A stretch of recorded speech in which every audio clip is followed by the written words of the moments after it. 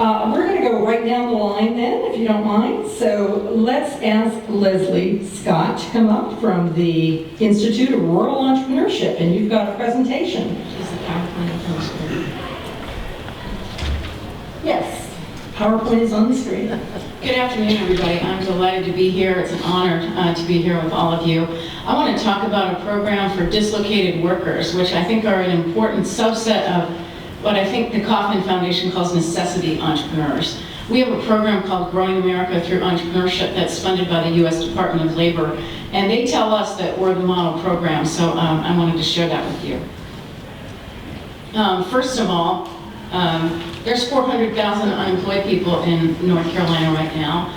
1 in 10 dislocated workers expresses an interest in starting a business, and that number's been rising steadily lately, in part because many people have lost jobs 2 and 3, been laid off 2 and 3 times. And so maybe now's the time to explore that dream business, especially if there's free help.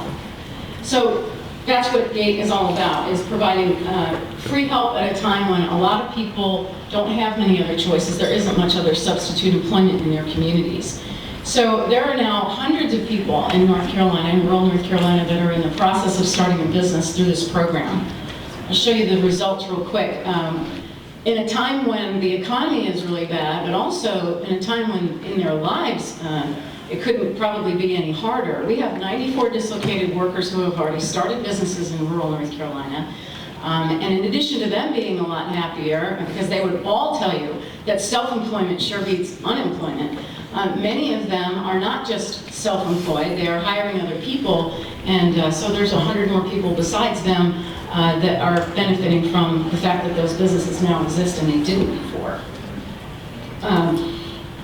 I would love to tell you we got this model right on the first try, but like many entrepreneurial ventures, we actually started with a failure first. We had a program called NOW, the New Opportunities for Workers, and while it exposed a lot of people to entrepreneurial skills, it did not spur many business starts. But from the ashes, the phoenix did rise, and we learned a lot from the failure of that. And so now on USDOL's dime, we've been able to fix what was wrong, and we feel like we have a successful model. So we partner with everybody. The community college system in North Carolina has 58 campuses. They all have a small business center. Those are some of the key partners in this program. In addition to all these other logos that you see, every workforce agency and every business development agency in the state is a partner in this program. And they all love it because it works and because it fills a niche that nobody else was in, which is helping dislocated workers become self-employed or start small businesses, one person at a time. Now, the rural entrepreneurs all over this state, who we listen to all the time, for years they've said they weren't aware of available services, they're confused by what's available, and some of them even said, you know, where's the love?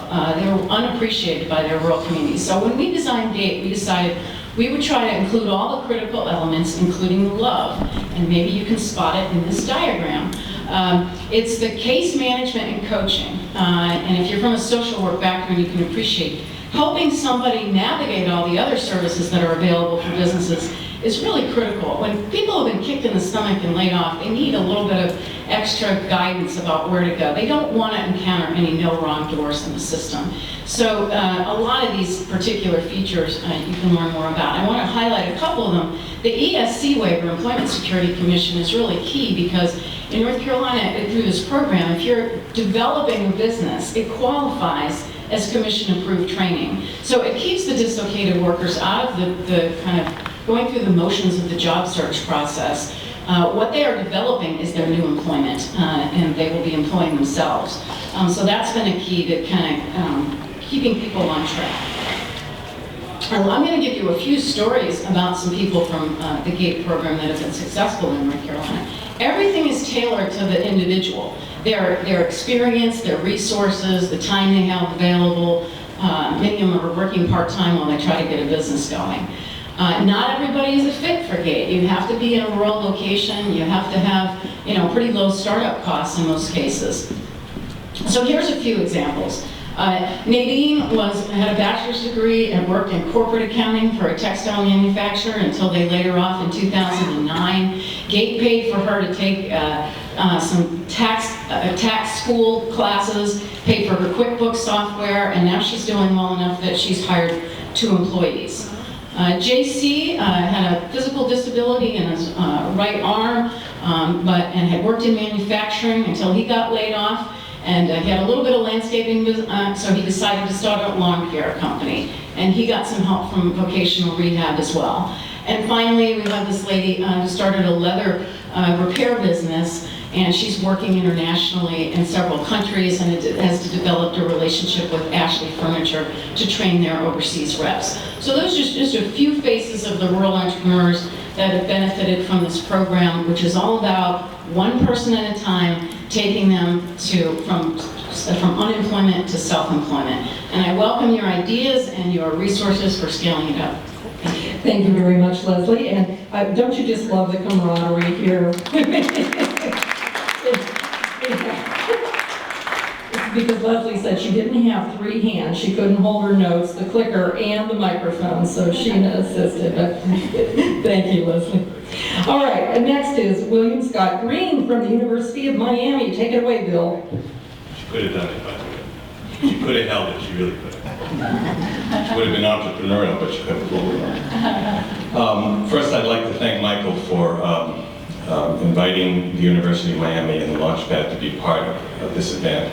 I have to confess, I never thought of higher education as a niche business, but maybe it is, I don't know. Since I spoke a few minutes earlier in one of the question periods, let me summarize what we do in the Launchpad, say a few words about it, and then I hope you'll ask questions. At the University of Miami, we think uniquely, but certainly we think maybe the first in the nation, we treat entrepreneurship as a career path. And we talk to every student in the university when they come into the Topple Career Center about imagining their futures on a continuum. At one end of the continuum is working for someone else, and at the other end of the continuum is starting their own enterprise, for-profit or not-for-profit, and working for themselves, and every conceivable combination in between. The point of this exercise is to demystify entrepreneurship, to build it into a routine activity of learning. And also, in point of fact, we disconnect it from the classroom because it's part of their career planning, so it's a co-curricular activity. The director of the Launchpad is a brilliant young woman named Susan Ahmad, with whom I put this thing together, and her programs have been phenomenally successful. Because the Launchpad is part of the careers, part of career counseling, it's built into orientation. So the first day of school, every first-year student hears about the Launchpad, hears about entrepreneurship, because we talk about career counseling and career counseling options. We started the Launchpad 3 years ago at the end of August. We thought we'd get 50 students. By the 3rd month, we had 300 students, and now there are 1,700 students involved who filled out a form on our website. It's the largest single student activity at our university. The process is very straightforward. Students fill out a profile of themselves. They apply to become an accepted member, get on the website. They come into the Launchpad to talk to the Launchpad staff with whatever idea they have. As that discussion goes on, they will fill out a venture assessment form, which uses ordinary, everyday vernacular speech, no fancy business terms, to talk about what you want to build, what is your idea, what do you need, who's your market, and so on and so forth. Then they continue one-on-one consultation with a member of the Launchpad staff until the idea is really ready to be presented, and then we have a network of 60 venture coaches from the South Florida business community who volunteer 5 hours a month to work with our students and our alumni in helping them to develop their businesses. And there's a breakfast every month, and 2 or 3 incipient companies will go before the venture coaches and make their presentations, and the coaches will break themselves up into teams that continue to work with those students or those alumni who are starting their businesses. So everybody gets a kind of mini board very early on, and you're not just listening to one person giving advice. You've got people from the real business community who are giving multiple kinds of counsel. The idea is because we're the only private research university in the state of Florida, we bring in lots of people from outside the state. It's in our interest and the community's interest for those students who want to start enterprises to start them here in South Florida and to bring them into the local community, and this gives them a network. The other thing it does is that it creates a network on campus among students. For example, we have 30 students or so who want to start fashion companies. We don't teach fashion, but the Launchpad can help them start their businesses. They meet one another, they talk, they learn, there's no other structure within which we could do this. So this is really the beginning of imagining a life. It's much more about educating the student than it is about starting the company. But in the first 2 years, the Launchpad generated 45 companies that created 102 jobs, which percentage-wise is not bad for one school in the first 2 years. We've gotten grants from the Kaufman Foundation helped us, the Bradley Foundation gave us some grants, the Fairholme Foundation, and the Blackstone Foundation has funded the Launchpad to take it to 2 universities in Detroit. So there are now Blackstone Launchpads at Wayne State University and Walsh College, and we're trying to replicate this model to see if we can, how it adapts to different campuses and different populations. But it hits students at a time when they're thinking about their lives. It makes it about them, it makes it about their futures, and it opens the world of entrepreneurship without any pressure, without any hype, to massive numbers of students who would never have thought of it otherwise. And our view is this: if in college, where we're supposed to be painting pictures of possibilities for young people to imagine futures they never contemplated at home, if we don't tell them, that is, we in college, their teachers, don't tell them that they can be entrepreneurs, who's going to tell them? Just at the time when they're beginning to lay the foundations for their careers. So that's the Launchpad story, and I thank you all for your interest. Let's go, big hand.